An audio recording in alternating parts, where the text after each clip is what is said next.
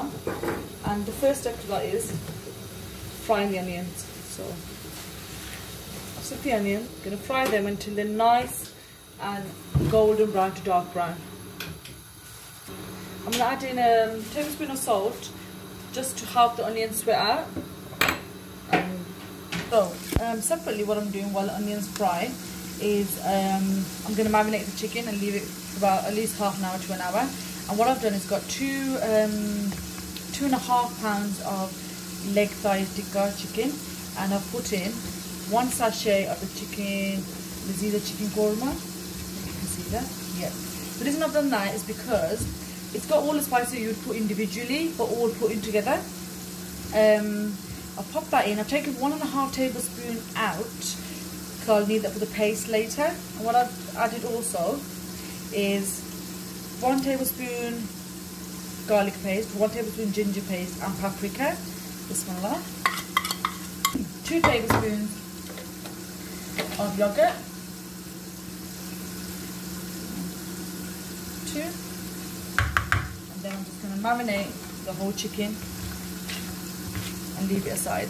Okay, so it's been marinated, and then you can marinate it for about at least an hour or overnight as well would be best.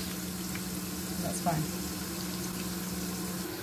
So as you can see, it's starting to really get really nice and golden brown, and you have to keep mixing because you don't want them to burn. That's really important. They need to get darker whilst they're still golden, if that makes sense. In a minute I'm going to take it out onto a piece of paper, spread it out, and then let it dry. So what happens is the more it dries up, the oil gets sucked into the tissue paper. What happens is they'll get nice and crispy, and then we're only going to make it into a paste when we need to add it in. Okay, bismillah. Turn the heat down. Just using one of those kebab tossers. Put it onto here. Bismillah. Okay, so bismillah, in the same oil, I'm going to pop in the marinated chicken. Bismillah, slowly. Mix it into a bit. Okay, so usually if I was putting a full chicken into pieces, I would cover it and let it release its own juices. With the chicken leg tikka, it kind of releases its own juices anyway, quite a lot actually. So I'm just going to leave it on a high heat, cook it for a little while, and then add the yogurt in. Just keep mixing it because you don't want it to burn. Obviously not mix it reoccurrently all the time. Like here and there mix it, you don't want it to stick or burn. The spices need to taste nice, not overcooked. And you can see the colour, because of the paprika powder, is so nice. So I'll carry on mixing it for a bit. Okay, so now I'm going to add in the yogurt. Bismillah. I'll put the heat down slightly. We don't until no, carry on. Just increase the heat now. It's boiling now. Now I can just mix it now and then. Mix it around for a bit.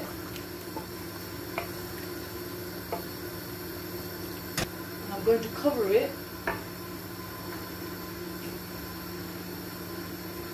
Just let the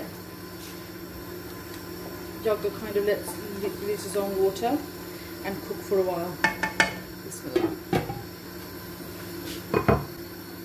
Okay, so now that I'm going to put the paste in, what I'm going to do first is I'm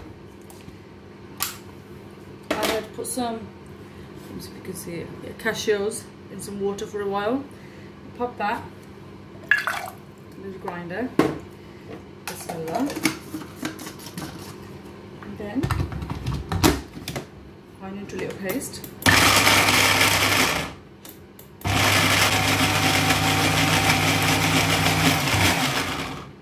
So now it's a nice little paste. I can start adding in.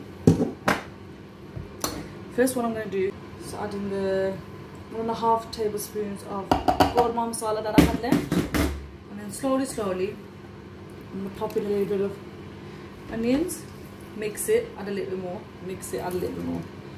So hopefully that should create a really nice paste. Okay, bismillah.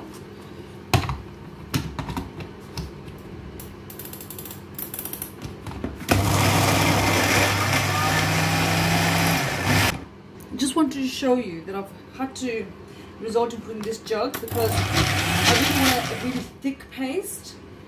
So the thicker you want it, the harder it's going to be for sauteing. So adding a little bit of water and then let it blitz again because I don't want it to be a thin paste, if that makes sense. Okay, so finally it's become a really nice thick paste. Okay, we're still little, it's like slightly lumpy. That's what you want.